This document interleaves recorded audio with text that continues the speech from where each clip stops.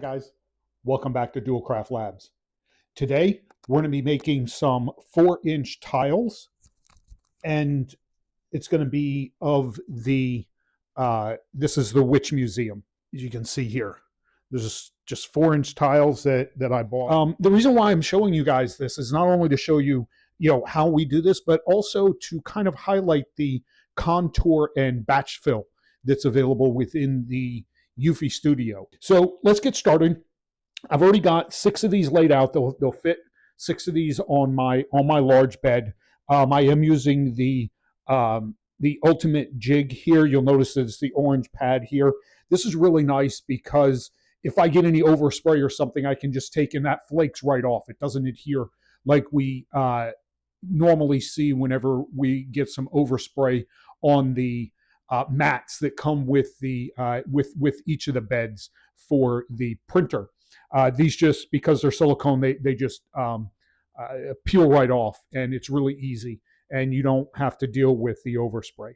I'm going to go over to the desktop and we'll talk about the software. Let's get started with the EufyMake Studio software. I've already started the software. You can see that my printer is in idle, so we're going to click up here in the upper left area, the little plus sign, start a new design there. You'll get, take a couple seconds, and then your design canvas will come up. The first thing that we want to do is we want to go ahead and take a snapshot. But before we do that, we want to make sure that this auto detect contours is on. We want to be able to detect the contours or the shape of each of these individual tiles whenever it takes that snapshot. So we're going to go ahead now and click snapshot. And while that's doing that, I'm going to go over here to the upload. And I've already done a couple of these, so my image is already here. If it wasn't, you could just click here where it says upload and upload your file. But I already have it here. It's sitting right here, so I can just click it. This is going to ask me if I want to resize it. In this case, I do.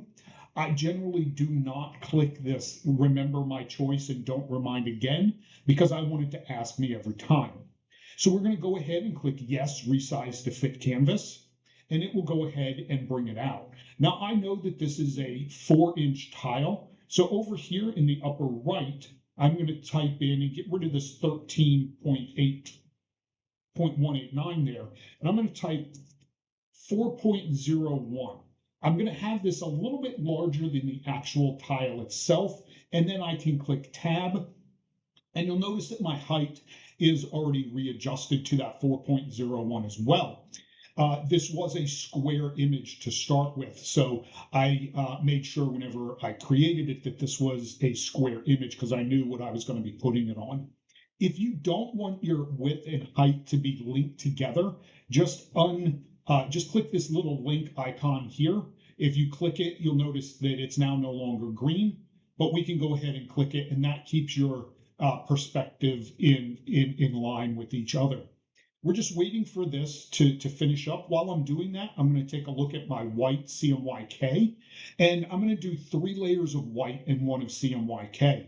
The reason why I'm doing white 3 is because this coaster is absorbent, and you want that with a coaster, but that also means that your ink is going to absorb into the coaster, and your colors will be muted unless you have enough white base that will compensate for that. So I went with the 3 whites and 1 CMYK. Don't forget, if you add more CMYK, it may be making it more vibrant, but it's also going to make your image darker because you're laying color on top of color. So that may cause your image to be darker. We're going to go back here, up here in the upper right, and click selection. See how far we are. See, it's taking the snapshot now. You'll notice if you look on your device, your bed will be going back and forth. The system is going out and it's looking for the individual items that we have placed on the bed. And it's been able to identify them. And you'll notice that these aren't exactly square. All the places that are green are what it has identified as objects or material on the working canvas or bed on the printer. I just take a quick look at this. Yes, I know some of these are a little bit, they're not straight and some are closer than the others, but we're going to go ahead and click finish because it's done a pretty good job of identifying what each of those materials are and where they're placed. So we're going to go ahead and click finish. Now we can see on our canvas here that that we have these blue lines around all of these items that are on our bed. And with that, in the upper left, we have a white circle with a blue circle inside. We're going to use that in just a second. But what I'm going to do is I'm going to take my image here and I'm just going to plop it onto to the first tile. It will automatically orient itself and be within that blue line that we have here. Now we're going to batch fill this, but I also want to point something out. So in order to batch fill or adjust anything with your contours, I'm going to click that white circle that we saw earlier. And now we get up at the top here, we get a number of different options. By default, I believe your offset is at 1.0. I've actually lowered this to be 0.8 because I wanted it to be closer to my object that it had detected on the bed. You're more than welcome to leave it at 1. You can make it smaller, you can make it bigger. It's entirely up to you.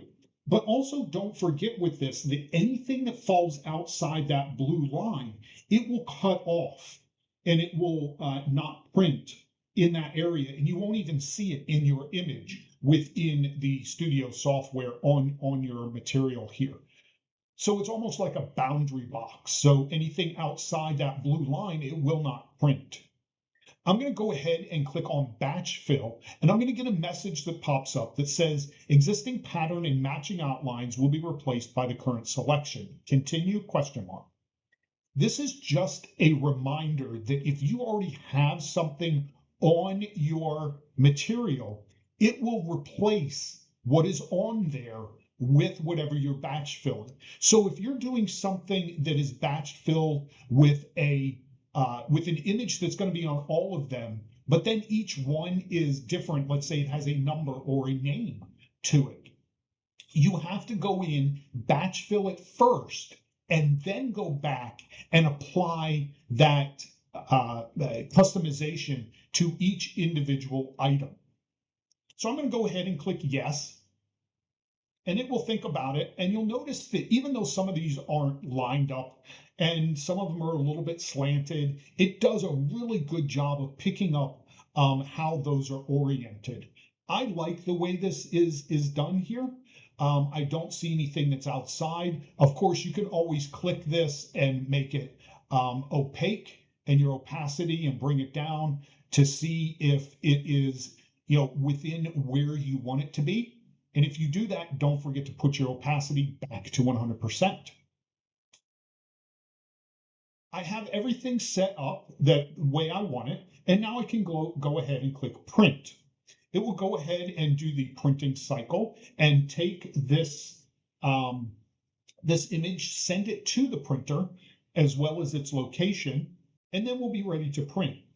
We can see here that it's going to take us about 24 minutes, 36 seconds. It's going to use about 2.92 milliliters of white. This is the one that I would be more concerned with because I'm using a lot more white because, again, we're using those three layers. Click start either on your device or click start right here. Once this is done printing, we'll come back, we'll take a look at it, and we'll also take a look and see how well it did in lining these up on the individual tiles. So we have finished here, and you can see that it took 25 minutes, 2.92 milliliters of white.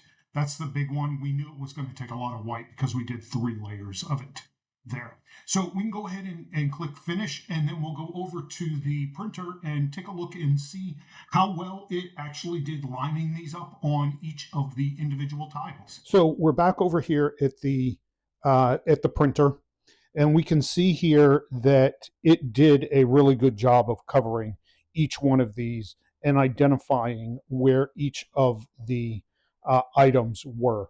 If we take a look here, we can see that, you know, it covered the full thing completely. So it was able to identify. What we're seeing here on the edges, it may be a little bit of, let me see if I can get in between there, but it did wrap around there.